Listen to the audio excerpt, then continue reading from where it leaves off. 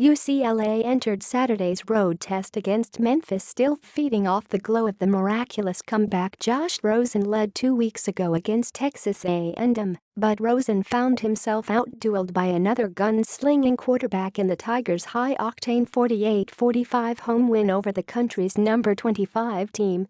Both offenses provided plenty of fireworks during a shootout that involved 7 lead changes and wasn't decided until the final seconds, but Riley Ferguson, 398 yards, 6 touchdowns, 1 interception, got the better of Rosen, 463 yards, 4 touchdowns, 2 interceptions, on an afternoon that made it clear Rosen has to be something very close to perfect in order for the Bruins to be successful. In the end, the game came down to those turnovers. Rosen's 2 interceptions came at crucial moments when the Bruins could least afford a mistake.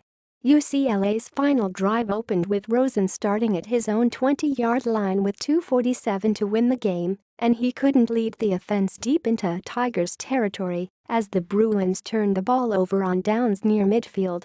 Rosen's first interception of the day, a pick-six returned 60 yards by Tigers linebacker Tim Hart, turned a 34-31 Memphis lead into a 10-point deficit with 7 minutes remaining in the third quarter.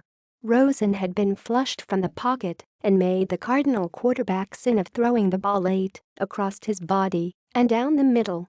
To that point, Rosen certainly hadn't been perfect. UCLA had ended its first 2 drives with punts and took a quarter to hit its stride, but he was the Bruins' best player by far, and suddenly an interception seemed to negate everything. Rosen's outsized personality has earned him as many critics as fans, and after injuries torpedoed his sophomore season and drummed up the intrigue ahead of what could be one final campaign before the NFL draft, he was expected to string together enough solid on-field performances this season to match the hype. A side effect of that increased scrutiny, plenty can swing on a few throws, good or bad.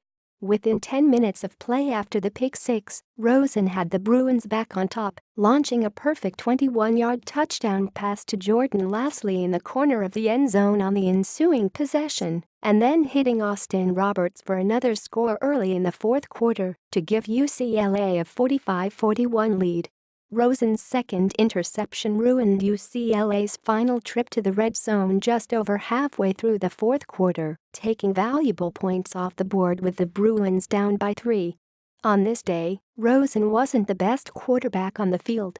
Ferguson, the senior that replaced Paxton Lynch under center for the Tigers last year, was impressive in the win, completing more than 60% of his passes. Memphis may be the better team, and it was certainly the more well-rounded of the two. But again, it's hard to blame Rosen for UCLA's first loss of the year. When he alone is his team's offense, he threw 56 passes on the afternoon, and the defense does him no favors. Good opponents are going to capitalize. If the Bruins want to go anywhere in the Pac-12 this year, they'll have to be able to lean on more than just their star QB.